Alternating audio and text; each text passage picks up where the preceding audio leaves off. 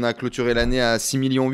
Aujourd'hui, on a à peu près une centaine de sites e-com. On crée des boutiques e-commerce qui répondent à un besoin utilisateur. Et donc, on fait 90% de notre acquisition sur Google. Ça coûte combien de lancer un nouveau site en France en partant de zéro pour toi? Nous, avec le staff, avec Ouais. nos compétences, avec l'expérience, c'est à peu près entre 10 et 12K.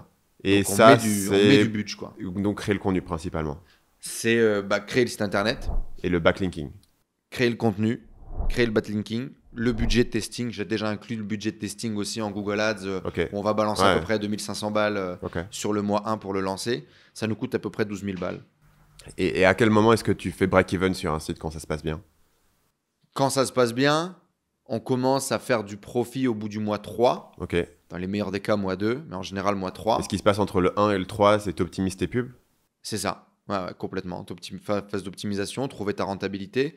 Google Ads, tu as la possibilité de faire de la pub en ROAS cible. C'est-à-dire, tu dis à Google, littéralement, je veux dépenser 1 et générer 3, par exemple, ou générer 2,8, ou générer 2,6, 2,7. Et donc, c'est incroyable. Et donc, toute cette phase avant d'arriver là, l'idée, c'est de dépenser le plus, d'avoir le max de data pour pouvoir ensuite lui dire, OK, je veux de la rentabilité. Donc, dans un premier temps, tu montes ton volume, après, tu montes ta renta, et puis après, tu fais par saison. Donc, tu as une saison sur laquelle tu vas chercher du volume et l'autre sur laquelle tu vas chercher de la renta. Donc, les 3 premiers mois, en général, c'est trouver de la renta et également améliorer et nettoyer tout ce qui est agenda, catalogue, etc. Parce que les produits, tu les as jamais vus, tu les connais pas.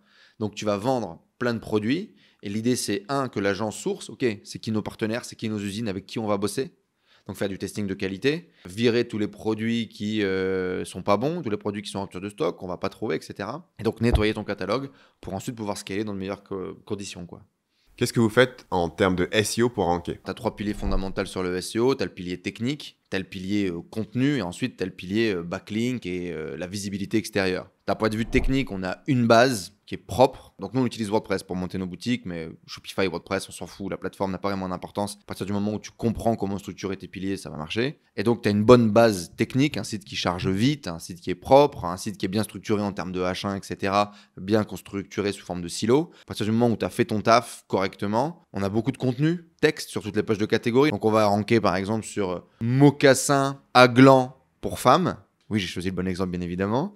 Notre objectif, c'est de ranker sur une page de catégorie, pas de ranker sur une fiche produit. Donc, on va vers 2000 mots peut-être et on va essayer d'avoir au moins 20 ou 25 produits sur la catégorie en ayant les trucs les plus pertinents possibles pour qu'aux yeux de Google, ça soit bon et aux yeux des utilisateurs aussi, ça soit bon. Faut pas essayer de parler à Google. Faut pas parler non plus que aux utilisateurs. Il faut un mix entre les deux. Donc, on va avoir cette bonne structure, beaucoup de contenu, beaucoup de produits pertinents, des titres pertinents, etc. Les descriptions qui vont bien. Avoir un site qui fait de la rétention. Il faut que les gens passent du temps sur ton site. Donc, il faut que ça soit pertinent. Il faut que ça soit joli, agréable à naviguer. Il faut qu'il y ait réponse à toutes les questions que les gens peuvent se poser quand ils veulent acheter une paire de mocassins à gland. Et puis après, on envoie du backlink. Donc, on va acheter du lien dans un premier temps en masse, en mode 20-80, où on va acheter des trucs un peu en automatique sur des plateformes. Et puis, au bout d'un moment, quand le site commence à positionner, on va acheter des liens plus qualitatifs, plus spécifiques pour augmenter le ranking.